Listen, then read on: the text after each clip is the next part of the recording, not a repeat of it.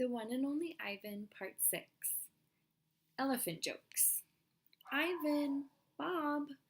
I blink. The dawn sky is a smudge of gray flecked with pink like a picture drawn with two crayons. I can just make out Ruby in the shadows waving hello with her trunk. Are you awake? Ruby asks. We are now, says Bob. Aunt Stella's still asleep, and I don't want to wake her because she said her foot was hurting, but I'm really, Ruby pauses for breath, really bored. Bob opens one eye. You know what I do when I'm bored? What? Ruby asks eagerly. Sleep. Bob closes his eye. It's a little early, Ruby, I say. I'm used to getting up early. Ruby wraps her trunk around one of the bars on her door. At my old circus, we always got up when it was still dark, and then we had breakfast, and we walked in a circle, and then they chained my feet up, and that really hurt. Ruby falls silent. Instantly, Bob is snoring. Ivan, Ruby asks, do you know any jokes? I especially like jokes about elephants. Well, let me see. I heard Mac tell one once. I yawn. How can you tell that an elephant has been in the refrigerator? How? By the footprints in the butter. Ruby doesn't react. I sit up on my elbows, trying not to disturb Bob. Get it? What's a refrigerator? Ruby asks. It's a human thing, a cold box with a door. They put food inside. They put food in the door?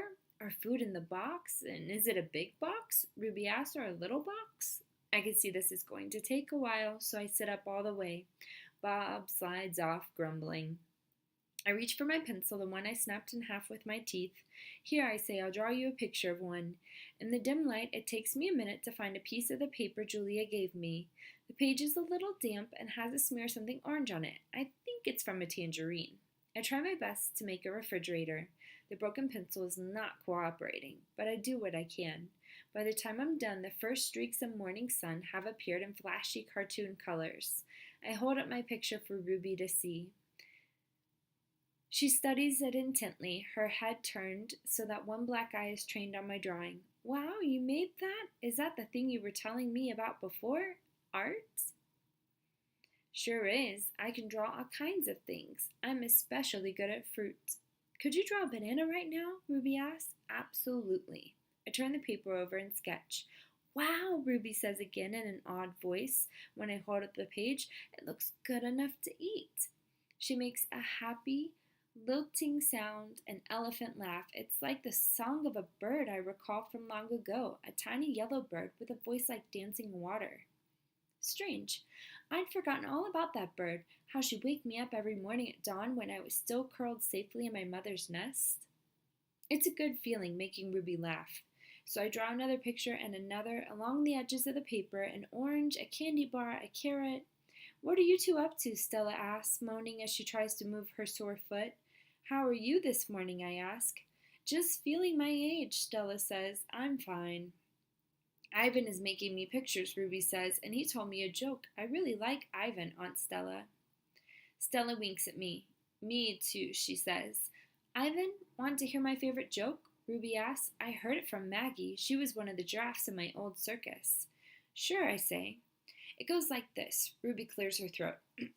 What do elephants have that nothing else has? Trunks, I think, but I don't answer because I don't want to ruin Ruby's fun. I don't know, Ruby, I reply. What do elephants have that nothing else has? Baby elephants, Ruby says. Good one, Ruby, I say, watching Stella stroke Ruby's back with her trunk. Good one, Stella says softly. Children. Once I asked Stella if she'd ever had any babies. She shook her head. I never had the opportunity. You would have made a great mother, I told her. Thank you, Ivan, Stella said, clearly pleased. I like to think so. Having young ones is a big responsibility. You have to teach them how to take mud baths, of course, and emphasize the importance of fiber in their diet. She looked away, contemplating. Elephants are excellent at contemplating. I think the hardest part of being a parent, Stella added after a while, would be keeping your babies safe from harm, protecting them. The way silverbacks do in the jungle, I said. Exactly, Stella nodded. You would have been good at protecting too, I said confidently.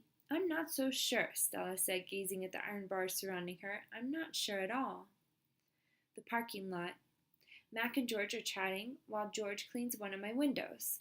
George, Mac says, frowning, there's something wrong with the parking lot.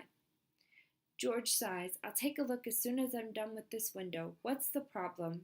There are cars in it. That's what's wrong. Cars, George. Mac breaks into a grin. I think things are actually starting to pick up a bit. It's got to be the billboard. People see that baby elephant and they just have to stop and spend their hard-earned cash. I hope so, George says. We sure could use the business. Mac's right. I have noticed more visitors coming since he and George added the picture of Ruby to the sign.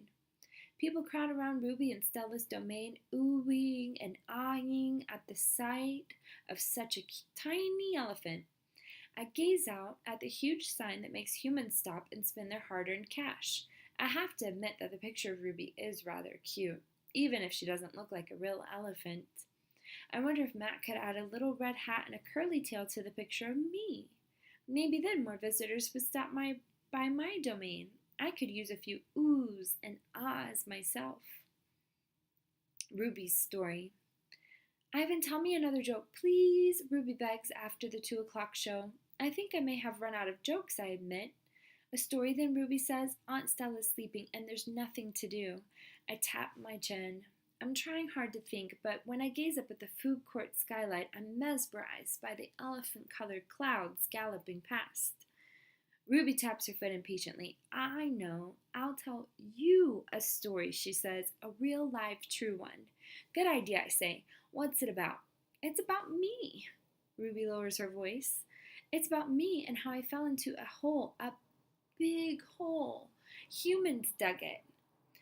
Bob pricks his ears and joins me by the window. I always enjoy a good digging story, he says. It was a big hole full of water near a village, Ruby says. I don't know why humans made it. Sometimes you just need to dig for the sake of digging, Bob reflects. We were looking for food, Ruby says, my family and I, but I wandered off and got lost and went too close to the village. Ruby looks at me, eyes wide. I was so scared when I fell into that hole. Of course you were, I say. I would have been scared too. Me too, Bob admits, and I like holes. The hole was huge. Ruby pokes her trunk between the bars and makes a circle in the air, and guess what? She doesn't wait for an answer. The water was all the way up to my neck, and I was sure I was going to die. I shuddered. What happened then? I ask. I'll tell you what happened, Bob says darkly. They captured her and put her in a box and shipped her off, and here she is, just like they did with Stella. He pauses to scratch an ear. Humans. Rats have bigger hearts. Roaches have kinder souls. Flies have... No, Bob, Ruby interrupts. You're wrong. These humans helped me. When they saw I was trapped, they grabbed ropes and they made loops around my neck and my tummy. The whole entire village helped, even little kids and grandmas and grandpas, and they all pulled and pulled and... Ruby stops. Her lashes are wet, and I know she must be remembering all the terrible feelings from that day. And they saved me, she finishes in a whisper. Bob blinks. They saved you? He repeats. When I was finally out, everyone cheered, Ruby says, and the children fed me fruit, and then all those humans led me back to my family. It took the whole day to find them. No way, Bob says, still doubtful. It's true, Ruby says, every word. Of course it's true, I say. I've heard rescue stories like that before. It's Stella's voice. She sounds weary. Slowly she makes her way over to Ruby. Humans can surprise you sometimes, an unpredictable species, Homo sapiens. Bob still looks unconvinced, but Ruby's here now, he points out. If humans are so swell, who did that to her?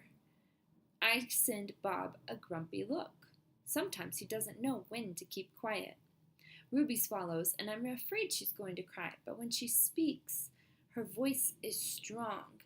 Bad humans killed my family, and bad humans sent me here. But that day and the whole, it was humans who saved me. Ruby leans her head on Stella's shoulder. Those humans were good. It doesn't make any sense, Bob says. I just don't understand them. I never will. You're not alone, I say, and I turn, my gaze back to the racing gray clouds. And that's where we'll stop.